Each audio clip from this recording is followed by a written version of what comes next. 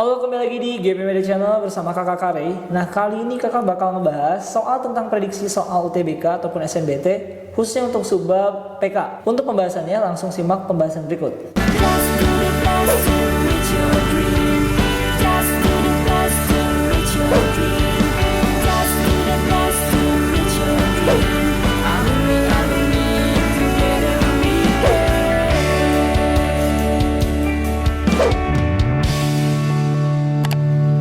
Kapan lagi kamu bisa ikutan tryout UTBK gratis di GP Media kalau bukan sekarang? Ikuti syaratnya dan kirim bukti screenshot di gpmedia.id ya, jangan sampai ketinggalan. Buat kalian yang lagi cari tryout SNBT dan ujian mandiri untuk masuk PTN, kita punya solusinya. GEP Media menyediakan tryout SNBT dan ujian mandiri untuk beberapa PTN ternama di Indonesia. Mulai dari harga 10.000, kalian sudah dapat ribuan soal prediksi, video pembahasan, dan ada kelas online-nya juga loh. Yuk daftar sekarang! Soal yang pertama, di sini ada S tahun yang lalu ya. S tahun yang lalu ya. Jadi S tahun yang lalu berarti S tahun lalu ya. Itu berusia R. Berarti sekarang berusia berapa? Ya tinggal ditambahin aja R ditambah S gitu ya. Misalkan 2 tahun yang lalu ya, misalkan S-nya itu 2 gitu. 2 tahun yang lalu umurnya 6. Berarti sekarang berapa? Tinggal ditambahin 6 tambah 2 ya. Jadi 8 tahun. Karena tadi kan S tahun yang lalu ya, atau beberapa tahun yang lalu. Jadi untuk yang sekarang tinggal kamu tambahin aja ya. Nah, pertanyaannya berapa usia orang tersebut T tahun yang akan datang? T kemudian ya udah tinggal ditambahin usia sekarang ditambahin T, karena T kemudian berarti R ditambah dengan S ditambah dengan T. Oh, jawabannya adalah option yang A. Oke, nomor yang kedua, 1 lusin telur dan 10 pon apel ya. Pada saat ini harganya sama. Jadi 1 lusin telur ya dengan 10 pon apel. Ini harganya sama. Teman-teman kita misalkan aja misalkan X ya. Ini juga X. Nah, kemudian jika harga 1 lusin telur naik 20% ya. Jadi tinggal ditambahin aja 100% yang awalnya 100 naik 20%, jadinya 120% ya. 120% dari harga awal. Kemudian yang apel itu naik 2% ya. Berarti 100% ditambah 2%, jadinya 102% dari harga awal. Berarti ini kalau kita hitung kan 120% per 100 itu 1,2 ya. 1,2x, sedangkan ini 1,02x. Nah, pertanyaannya berapakah tambahan uang yang diperlukan untuk membeli 1 lusin telur dan 10 pon apel? Coba untuk yang awal kita jumlahin nih harganya ya, misalkan X tambah X ya, karena tadi harganya kita misalkan sebagai X gitu kan. Kalau ditambahkan harga awalnya itu adalah 2X. Nah, sekarang kalau misalkan kita lihat ini adalah harga yang baru, 1,2 ditambah 1,02, kita tambahkan menjadi 2,22 ya. Pertanyaannya berapa persen nih tambahan uangnya? Ini dalam persen ya. Berarti tinggal kita hitung aja persentasenya berapa nih kenaikannya ya.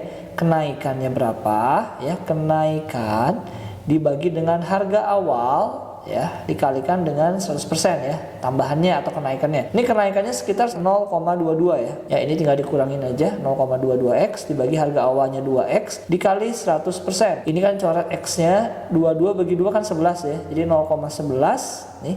22 bagi 2 11, 0,11 dikali 100%. Jadinya adalah 11% ya. So, jawaban yang paling tepat adalah option yang C ya, 11%. Oke, sebuah mobil dapat menempuh 20 mil per galon bensin jika berjalan dengan kecepatan 50 mil per jam. Jadi dia bisa mendapatkan 20 mil ya per galon nih, menempuh 20 mil per galon bensin jika dengan kecepatan sekian. Dengan kecepatan 60 per jam, mil per jam, jarak yang dapat ditempuh berkurang 12%. Berapa milkah jarak yang dapat ditempuh oleh mobil tersebut dengan 11 galon bensin dan kecepatan 60 mil per jam? Nah, teman-teman, di sini ada sesuatu yang aneh gitu ya. Coba kita lihat. Di sini yang pertama-tama dijelaskan bahwasannya sebuah mobil dapat menempuh 20 mil ya per galon bensin jika berjalan dengan kecepatan 50 mil per jam. Jadi dia menghabiskan 20 mil nih untuk per 1 galon kalau menggunakan kecepatan 50 mil per jam. Ini kecepatan ya. Ini kecepatan. Sedangkan yang di sini itu adalah total jarak ya, jarak untuk 1 galon. Nah, kemudian kalau misalkan kecepatannya 60 mil per jam ya, maka apa? Jarak yang dapat ditempuhnya itu berkurang 12% ya, teman-teman, berkurang 12%. Jadi berkurang 12% dari sini nih. Berarti ya jaraknya itu berkurang 12%, berkurang 12% ya dari yang sebelumnya. Berapa milkah jarak yang dapat ditempuh mobil tersebut dengan 11 galon dan kecepatan 60 mil per jam? Coba kita hitung dulu menggunakan kecepatan 50 teman-teman ya. Kalau dengan kecepatan yang 50 tadi ingat ya, 1 galon itu 20 mil teman-teman ya. Berarti kalau 11 galon berapa? Ya udah, kalau 11 galon tinggal ini dikalikan dengan 11, 20 dikali 11 berarti adalah 220 mil ya. Ini dengan kecepatan 50 ya. Jadi 11 galon itu dapat menempuh jarak 220 mil. Dari mana? Tinggal dikalikan aja, kan 20 mil itu per 1 galon. Kalau 11 galon ya ini tinggal dikalikan 11, 220 mil. Nah, kalau pertanyaannya dengan kecepatan 60 sekarang, berarti jaraknya berkurang 12%. Ya udah, 100% dikurangi ya. Ini berkurang 12%. 100% dari mana? Karena ini kita ibaratkan 100% itu sebagai awal. Awal kan 100/100. Jadi patokannya itu 100. Kalau misalkan dia berkurang, tinggal 100 dikurangi perkurangannya. Kalau misalkan bertambah, 100 ditambah penambahannya. Dikalikan jarak awalnya gitu ya. Berkurang 12%, jadi tinggal 88% dari jarak awal. 88 kali 22, coba teman-teman ya. 88 kali 22, berarti ini 6 ya. 16, 17, 16, 17, 6, 3. Coba teman-teman cek lagi ya, 16, 17, 16, 17 ya, ini 17. 13, 9, 1. Berarti 1936 ya. Kalau kita kalikan ini dengan ini, nah ingat di sini ada 01 ya.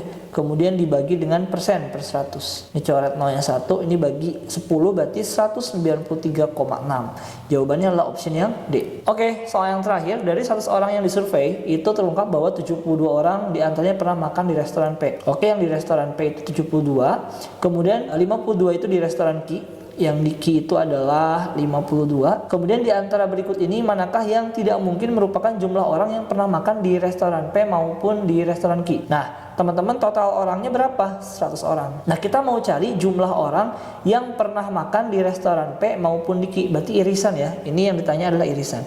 Nah, di himpunan, ini kakak punya rumus ya. Jadi rumusnya adalah SI tambah L, di mana S ini semuanya semestanya 100. I ini irisannya, pokoknya yang double. Misalkan dia makan di restoran P, tapi dia juga makan di restoran Q, itu kita masukkan ke dalam irisan.